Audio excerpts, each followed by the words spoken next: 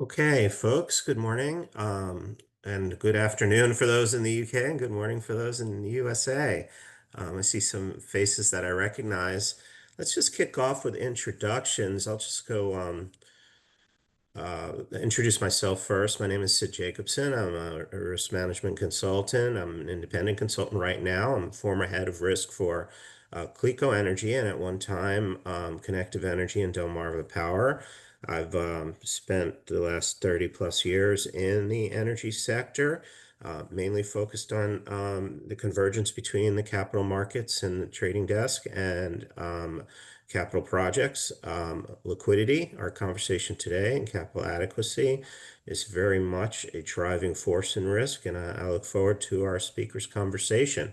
I'd like to queue up. I'm not sure if you guys are in the same order that I see you, but I'll queue up Peter next and then go down the line for your introductions.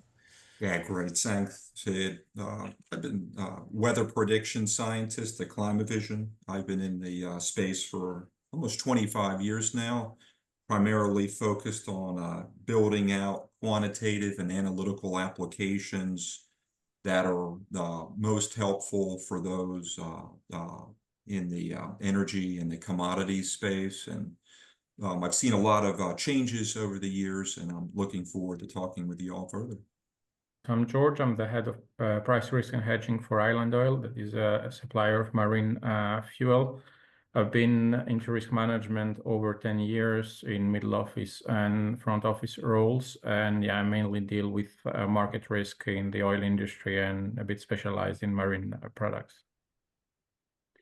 So, hi everybody, I'm Alvaro Mariani. I lead the consultants teams at Radar. We have, a product that help us people in the companies in the commodity industry organize their data. I have a previous experience in the industry, so I was in the other side on the commodity risk management for 10 years, and I have a previous life on banking before that, also with risk management. So as you can say, we've got a great panel, and let's not waste time and get started.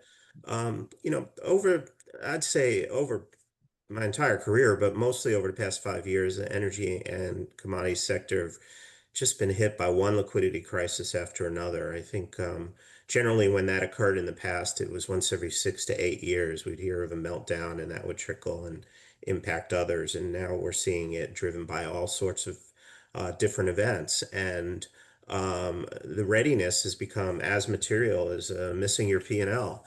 And I think that's something that requires a lot more attention.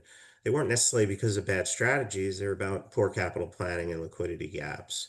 So our focus today really is how energy companies, investors, and the trading organizations are building smarter capital and crisis strategies, linking risk, finance, and data so they can respond faster. And hopefully we can keep this practical and fast moving.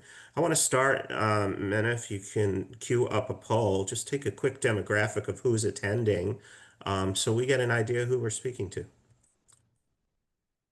If you guys see this on your screen, if you can just click a choice.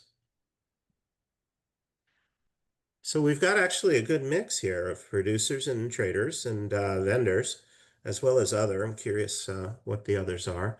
And hopefully we'll tailor our answers in that direction.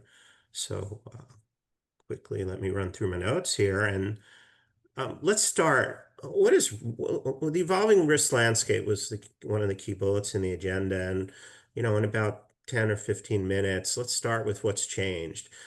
Since 2020, volatility has looked different, driven by geopolitical politics, supply shocks, climate. Risk managers now have to think not only about capital and logistics and trading arbitrage, but liquidity in the same breath. To the panel members, and I'll let you fight over who goes first. Where have you seen the biggest shift in exposure, and what do you see as driving that? For me, the last year has been geopolitical tension.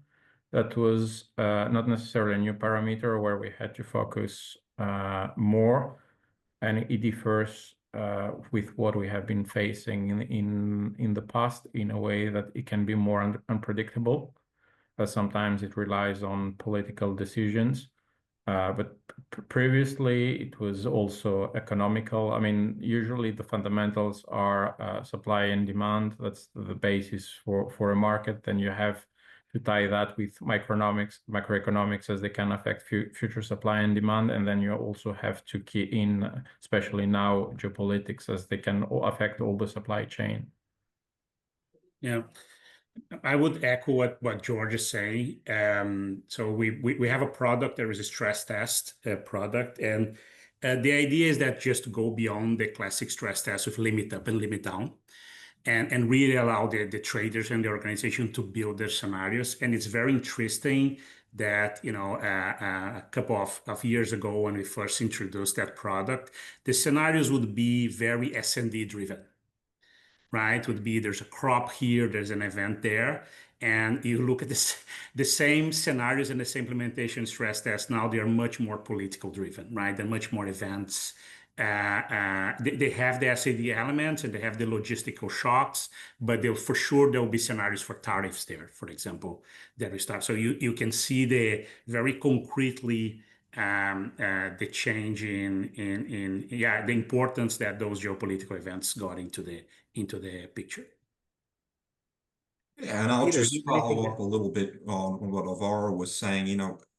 Most credit and risk models were kind of, from my particular side, were calibrated more for a stationary climate. Yesterday looked like today, and tomorrow's gonna look like yesterday. And that assumption really doesn't work quite as well now. We're seeing these large-scale regime shifts, compound events, heats and droughts, wind and fire.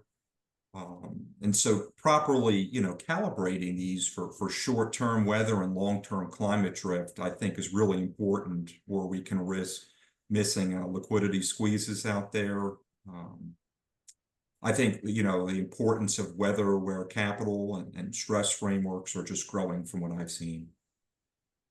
It's interesting you state that Alvaro stated that the tools allow for the traders to apply the stress tests.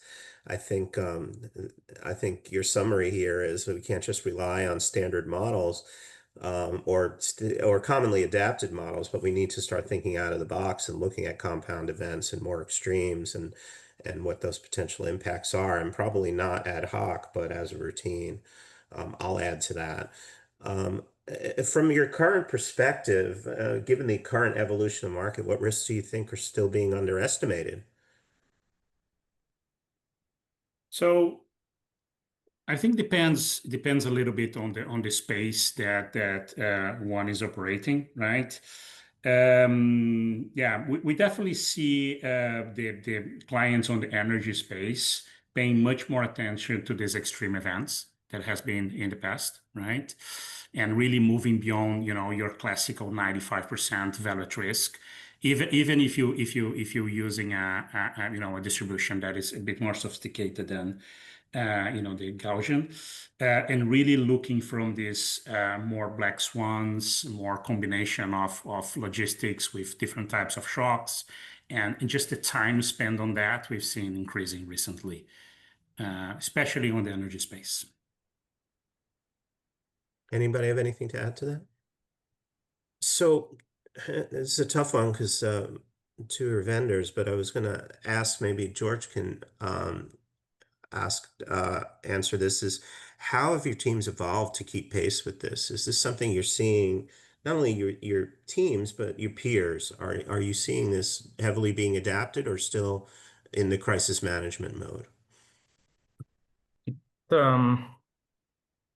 Depends on the companies. Some have involved, so some are in the company crisis mode. Those that have involved, you can see it in their financial statements, usually in years of record volatility. They have record profits. It's like an additional load to bear. If you have been prepared for it, you can bear with it. And if you're not, then you're lagging behind. It's gaining overall. More and more companies are preparing, and maybe what one can say is that where the ones that were not prepared might be where leaders were a few years ago, and leaders are still a bit further ahead. But what in general I can say, what maybe 5 years ago would have been seen as being proactive, now has been become a necessity. Talking about, for instance, live P&Ls 5 years ago or 10 years ago was something nice to have. Now talking about being able to have timely information to be able to take informed decisions and be flexible and agile has become, I mean, for me at least, the new standard. I think that's a very good point, is that, what was leading edge is now minimum requirement. And that's the standard we have to operate on. And as leaders, whether you're market leader in the space or a leader in the organization, passing that down to the ground level is essential. And I think that's a good pivot now. Mena, maybe you want to put up the first poll that we put together and see what folks are giving us feedback. Everybody can take a few seconds to jot an answer. Well, that's interesting. Inadequate linkage between physical and financial risk. I always assume that problem's solved, and then over-reliance on historical data. I think two of our speakers mentioned that, and that's interesting that we're all sharing the same thing. And if anything, that gives us all action items without lots of discussion.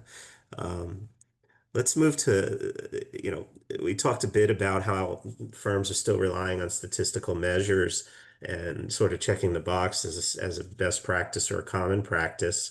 And the challenge probably isn't replacing VAR and VAR-like models, but making sure scenarios and stress testing and assumptions reflect really today's risk drivers. I think the key goal is not only identifying the potential risk to cash before it's due, but making sure it's communicated and understood why.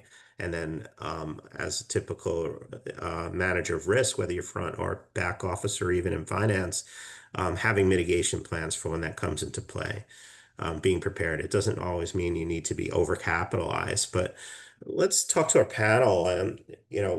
How have your stress tests evolved? We talked about that a little, but what are you seeing as like key necessities in your stress tests today and how they impact you? And maybe some of the folks can give an insight across various sectors, not just oil and gas or midstream, but also electricity. Yeah, maybe I will start by taking the clue from the pool, Sid, which is I think one challenge is really the data points, right? And it's really interesting how the physical part is still not, let's say, is still not as a standard well model. I think this is particularly interesting. So I think for trading business, I think there was a long way that was accomplished there, particularly for processing business or fast-moving consumer goods, for example, that definitely have a large commodity exposure. Making sure that you have the physical data with all its richness, the pricing complexity, which is often misunderstood. We have many clients on the commodity space, using sophisticated option instruments, serving their clients with sophisticated option instruments. So both on the sophistication and on the basics of the data, having that data readiness for the stress test, I think the pool is just reflecting how that is still something that it comes front and needs to be there. Peter, George? Yeah, I was going to say, when we talk with our customers about, stress testing, what we've seen a lot is a lot of the stress tests that you're starting to see a little bit of a shift in that have been in place are only kind of like a replay of history. They're likely very under stressed. So what we're trying to do is kind of calibrate those storylines or events to actual, physics of what we're seeing now. You know, as we know, weather from our particular angle on this, the weather doesn't, just move prices, it fully moves liquidity as well. And so we're trying to kind of get away, as I mentioned, from that more stationarity approach, since that's not really a rule of nature, and more into making sure that these tests we have are not under stressed any longer, that they're much more calibrated. I mean, I'm curious myself from both, our panelists here in the audience, kind of, which hazards, floods, fires, hurricanes, might create some of the most persistent credit strain in the various portfolios from my side. From my side, I can lean a bit towards what Peter has been saying. I think it's a question more of calibrating. You have some models. It's to understand under which parameters and configuration they're working, what are the limitations, and not what needs to be tweaked to reflect the market state you're seeing today and the risk you want to predict and prepare some mitigation plans. I think the crucial element is to have critical thinking, to be able to understand what's the current market state and to translate it to the variables you need to after to put it to fit into the models. Historics are one part. They can be useful. They can show you what happened in the past. You can also have some ready models, but you can also adjust the parameters and set some settings as you charge or where you feel the limits or the risk could be. Yeah, I think that's all very good advice. Let's summarize that all as an action item too. I know, from my experience patrolling the boardrooms is that often, anchoring your stress test in a historical event sells better. They go, okay, how do we know what didn't happen in Hurricane Uri or Gulf War or during or post-COVID isn't going to happen to us again? That's what we want to see. And it's like, well, next time might be worse. I think to answer Peter's question just from an end user, since this isn't a very interactive session, is, I know the electric utilities and the gas utilities are pretty much that unexpected cost is coming from these more extreme weather events and the implication of recovering that. And not only are the weather events more extreme, the cost to recover from the weather events are exponential year over year. I once, when I was head of risk for a utility, we faced six successive extreme storms, two identified as hurricanes in a row. And it certainly just recreated a rethinking, because who bears the cost of that and how? And it's not an easy equation to answer. Of course, we managed our way through it, but the question was, if we always spend $50 million on storm recovery, why is this one 10 times that and more localized? So also where and how it hits and having predictive models. And then in the US, we all know what's going on the West Coast with the wildfires, which I don't need to elaborate on to eat time. So I think one of the key summaries there for the audience is it's not just about analytics and it's not just someone else's job. It's really about interpretation. George hit it on the nail with critical thinking. It's push to say, why aren't we taking a look at this? And we should be taking a look at this. This not only affects P&L, it affects our ability to survive our strategy. And strategy might be spot on, but if you don't have the cash to make it through, that's when most of the casualties occur. So let's move next into the next session, which is capital, liquidity, and cash flow. It's interesting how we segmented these, but we seem to be, answering our questions before we get to the next topic. So, volatility has exposed the gap between P&L and actual cash. And I think that's a lot of that is driven by timings of payables and receivables. I was recently at a FIA event where they were talking about hedge strategies and talk about the disconnect between physical and financial. The banks just couldn't answer the question on what do you do about timings of payables and receivables with margin calls. It wasn't something that their swap dealers really had a handle on. It was a bigger issue of their customers than, what price should they hedge at. And I know that's not universal. It could have been the people on the panel, um, but we've seen even the most profitable organizations face funding shortfalls and have to make dire decisions. And I call those company killers. What scenarios are we using for company, to ensure that we don't, we don't kill the company. And a lot of times it's timing and communication is broken down. We might have that analysis on the trading desk. We might be banging our head against the wall. We might be talking to others, but it's not being incorporated into the funding strategy or the finance strategy, or even a decision to move forward on a capital project. So, how are you organizations, and how are you seeing organizations address sort of the communication of actually actioning the analysis that's coming through, and knowing when to yell fire as opposed to always yelling fire? Yeah, I think there has been. I think trading businesses, as I mentioned, I think the culture for a long time, I think, has been building there, and I think there has been learnings, but there was a base, a solid base to build on.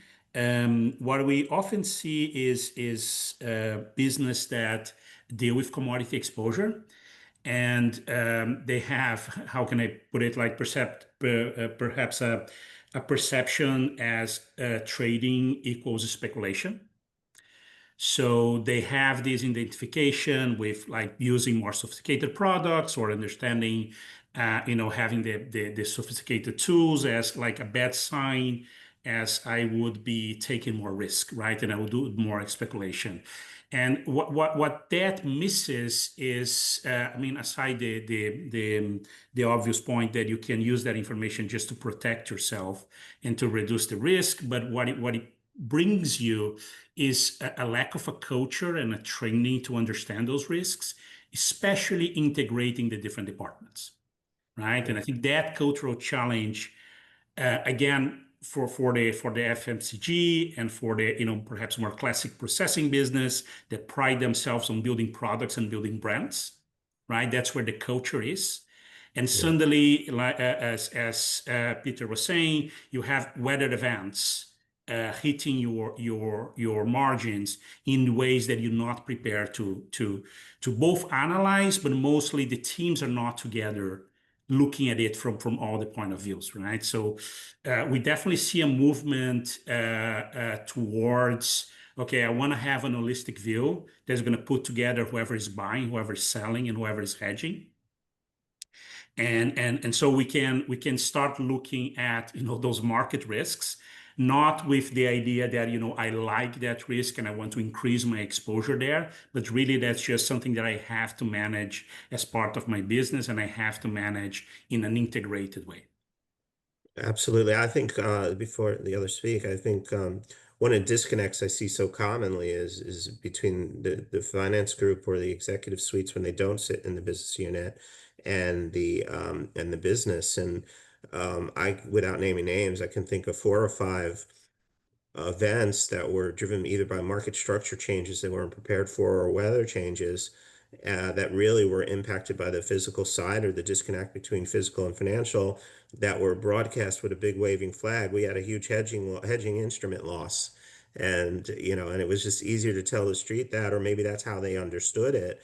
And then heads started rolling, and they pulled back on their hedge strategy, or they liquidated their hedges and doubled down. And I know, I've been in the business a long time, and I know we used to tell these stories, back before there was Excel spreadsheets, and we're still seeing it now, and that's sort of disappointing to me. So that integration between how you run your business and how you hedge your business, hedging is just one tool, and hedging can be just as much doing nothing or offsetting a physical with a customer. For years, Exxon always had the strategy, we're fully integrated, we're hedged. That seems to be changing now, but we'll see why. Others, do you want to contribute to this discussion? I mean, for the last part, for hedging is a bit like the doctor. If if you're the doctor and you have a patient that's not cooperating, you can help a bit, but you cannot make wonders. Yeah. And it's an analogy I like, because when you go to the doctor, he'll give you, I mean, especially if it's physio, he'll explain you the problem, but it will require good feedback from the patient, and then it will require closer cooperation to do a rehab. So if the patient doesn't do the exercises, then he will not get well. And and the doctor cannot do much at the same time. And it's a bit the same when you're in risk management, in trading environment. You need all the different teams to coordinate, and you have it's very important to know how you're buying and when you're buying, how you're selling and when you're selling. And it's very important also to integrate the financial element, as there is a cost there that at the end of the day directly affect either your cost of sales or your available cash flow, that in turns can limit the volumes or your sales. So yeah, for me the most important is to coordinate. That's to all work in one team, and to make that's where the best results can be achieved. And this is also what all these crises or we've been facing in the market, or the higher degree of sophistication we're saying, is that when in the past it was good enough maybe to be a trader and to buy and sell from someone, but now you need a whole team behind that is very well calibrated and works very well together. Yeah, I'll say the It's not same goes just for risk one man. management. I'll see the same goes for risk management. We're starting to see risk management departments being rolled into a single person in a single title, and it's getting a little too much for a single person. It's different disciplines. Anything to add to that, Peter? No, I was going to really echo what George was saying. That communication of that information, that handshake, you might call it, I think is, incredibly important. As we kind of try to communicate this more quantitative information, we like to kind of work with both that front and back office on like objective indices to kind of connect the information, the quotes, the collateral, and the settlement, trying to connect all of that together. And I think that's really, we've seen a lot more focus around that over the last couple of years than there used to be. That's great. It's actually great to hear. You put two thoughts in my head that weren't necessarily we didn't discuss. Is one is how do you ensure that risk or the business that is doing the analysis has a seat at the table when the capital decisions are being made? And then just for the sake of time, I'll couple that with how do you also ensure that what behaviors are you seeing is differently about assuring capital adequacy, particularly after a lot of the 2022 events in the U.S. related to weather, and in Europe related to the Ukraine war. I mean, for me to go back to what we were saying before, it's scenario analysis and stress testing, VAR analysis. VAR analysis for me in market risk is very, very useful. We have a non-speculation policy that we honor. So in that way, we're not necessarily explicitly exposed to flat price risks, but that doesn't mean we're not exposed to potential cash flows, discrepancies or differences between the time between the paper P&L and the physical P&L. And this is where VAR can be very useful. So you can model these P&L swings. The same way you can monitor, you can model different scenarios to be able to make forecasts and to say what is the expected cash flow, where in which zone you foresee it being, and then what are the most extreme scenarios for which we have to be prepared. But yeah, when it comes to that part, this is how we do it. And then it comes to what we discussed before, to be able to calibrate it properly to reflect current market conditions. Yeah. So a very concrete approach that I think goes with what George is saying, and we see in the market people taking is, of course, have so right. You can have multiple valid risk models. Have a historical valid risk model that just shows you your historical P&Ls with all the dates in the past, all the weeks in the past with all the different scenarios that helps one of the advantages of historical is aside from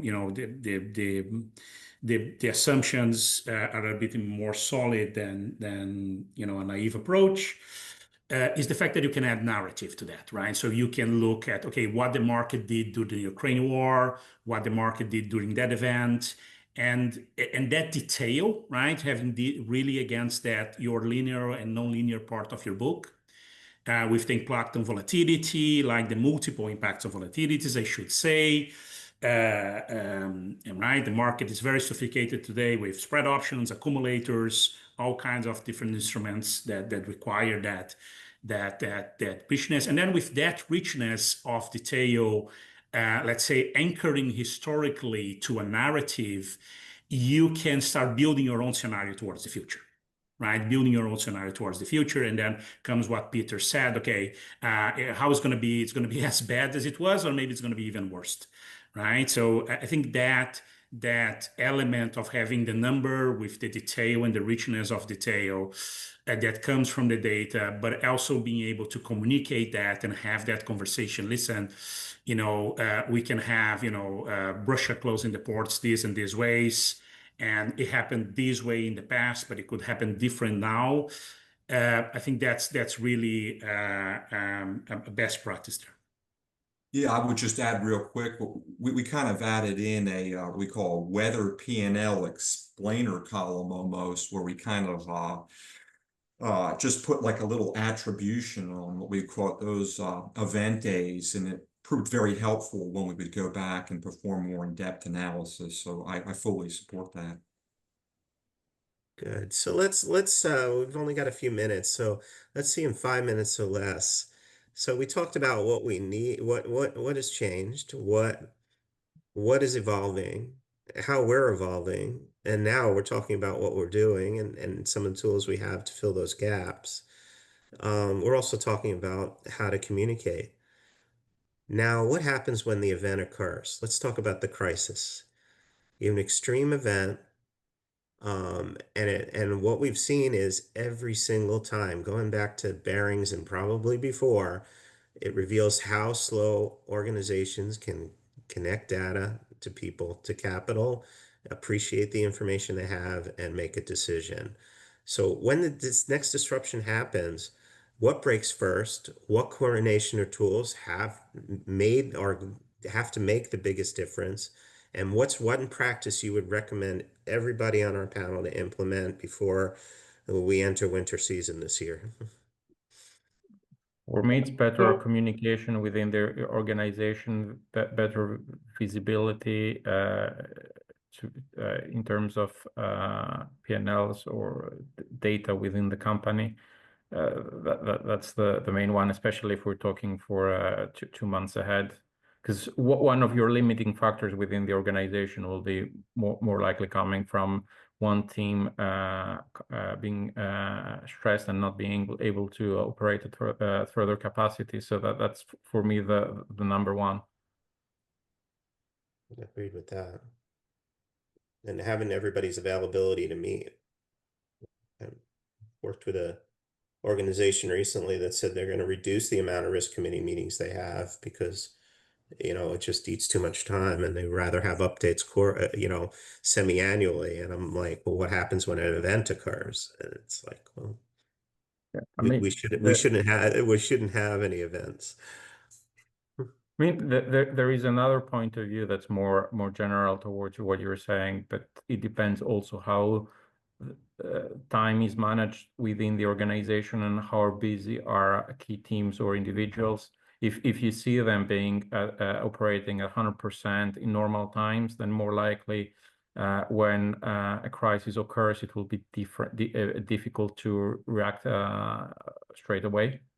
If you're organized in a bit more flexible way, where you acknowledge that part of today's work is dealing with unforeseen events, whether it's the market or it's day-to-day unforeseen tasks, then you're able to much better respond in a crisis, whether it's just a market crisis or whether it can also be an opportunity, what you want to see as a company, and you're not able to do if you're already maxed out.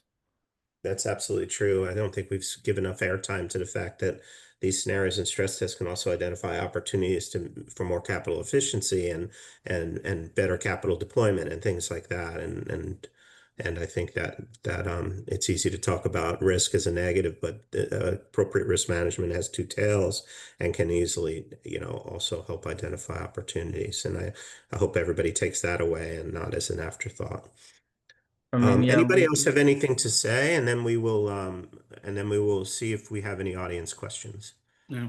I'll very briefly just say that perhaps it wasn't what you were expecting to see it, but I would say when the crisis happened, to the extent that you're not ready, I think you just take it as an opportunity to learn, right? What the crisis will do is give you information of whatever you have gaps, and there's nothing like a good crisis to tell you where those gaps are.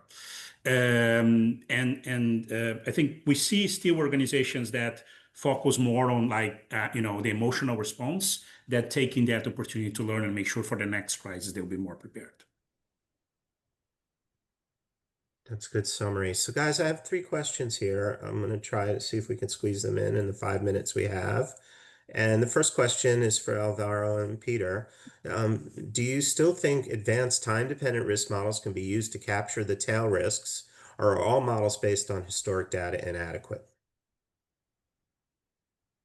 Oh, I don't think all models based on historic data at all are inadequate. I think it is, and that certainly was not my intent at all. I think there's a lot of value in those.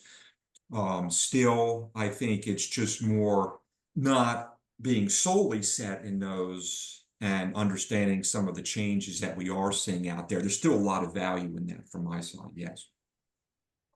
Alvaro, anything to add? Yeah, so absolutely. There's an objectivity that history gives you that is important. My comment on that is we have a concept in Radar called design to explain. And a lot of the challenges of historical models, I think, are more related to a certain over-preoccupation to add, very sophisticated mathematics, and rather than models that people can really understand and engage with. Yeah. And that's more the core of the problem than the fact that you're using historical data. So that would be the lesson, I think, there.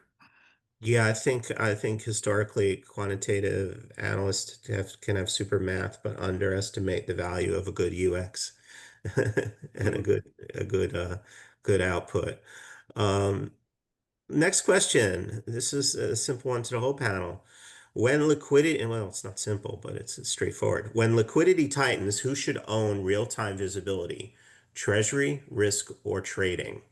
And this is something we found in our Committee of Chief Risk Officers survey on liquidity. We recently completed a benchmarking survey, and over 56% of respondents said that the three don't talk to each other as regularly as they should and have their own models. So, I mean, for me, it's everyone. It's more the question after how well they communicate and how they split the pie. But yeah, everyone, especially if you want to make the best allocation of resources, maybe not necessarily every second, but everyone should have visibility. Yeah. agreed. I think a well-functioning organization it should be highly integrated, and of course, Treasury owns how the capital is deployed or raised. Trading needs to take action on how to reduce those capital costs and minimize the risk, and risk needs to ensure that everything is imbalanced and transparent. So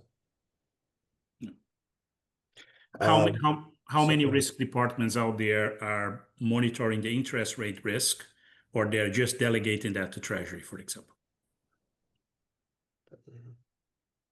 That opens a different panel for me because I think Yeah. often middle office and risk and trade control get confused. So it all depends on where risk sits and what their remit is.